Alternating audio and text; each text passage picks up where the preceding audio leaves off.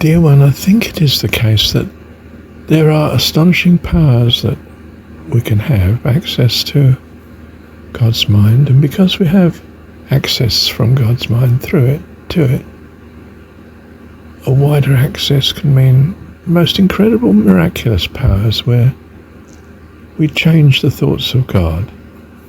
You know how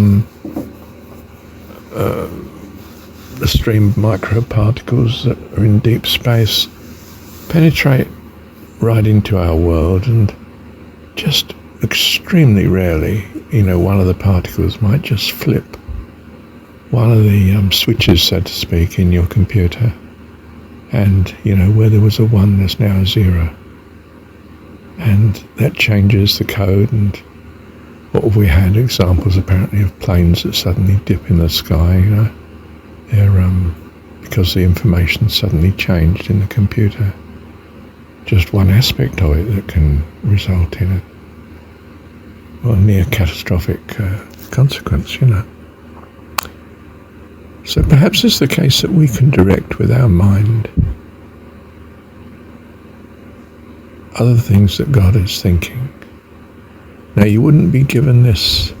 You wouldn't give a child, for instance, freedom to drive the car because it'll hurt himself and others. You wait until there's a certain maturity, whatever the age of legality is, and then you teach him to drive cautiously, and you hope to goodness he doesn't take it into his head to drive like a maniac because he's annoyed with someone that day and so on. But do you see, there's a great caution, there's a great safety net put around us.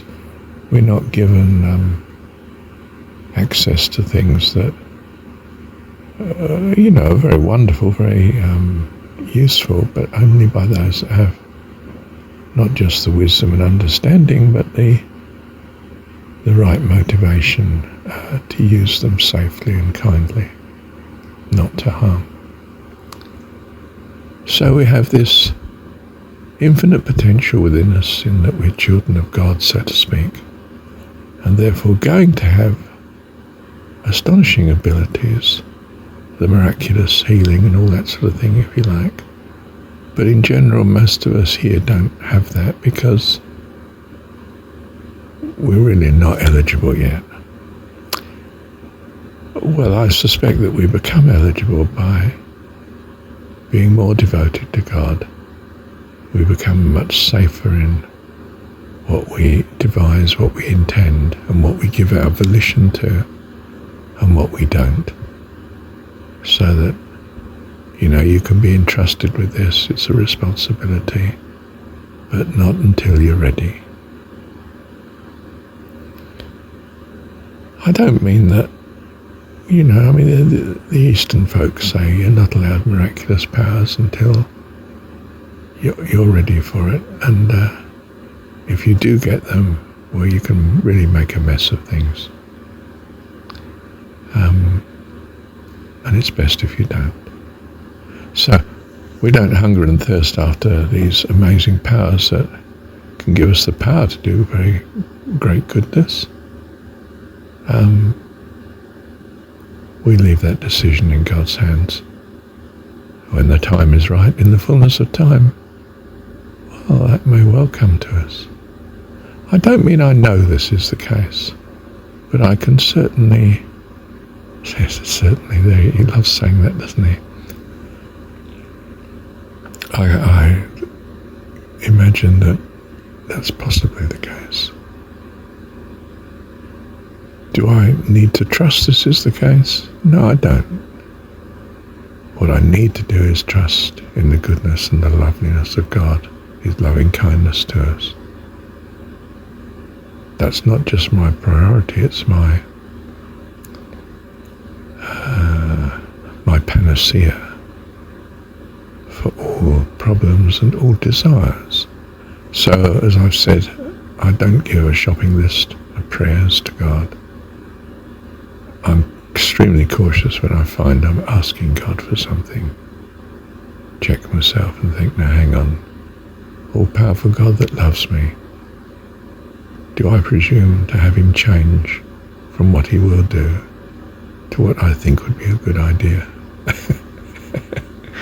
I think it would be a good idea if I trust him. That's my priority. So we say thank you for the difficulty.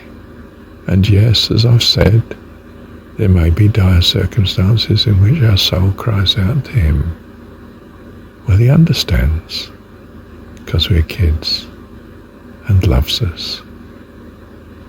And yes, may well ask in such a circumstance, and devise a way in which the outcome will be perhaps even better than he thought of before, because things have moved on, and you demonstrated your trust of him in crying out when you needed it desperately.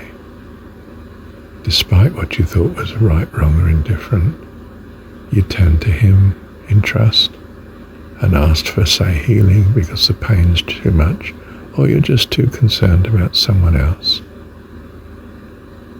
And he loves us, and we can certainly visualize that he comes to our rescue in loving kindness. But if he doesn't, it will be because he knows that's for the best. May we trust that too. Well, that's almost a request, isn't it?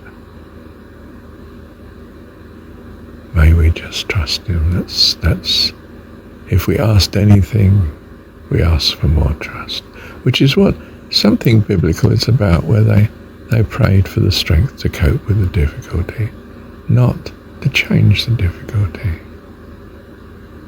Oh, that's strange, you might think. But you can see why, can't you? Thank you, Heaven.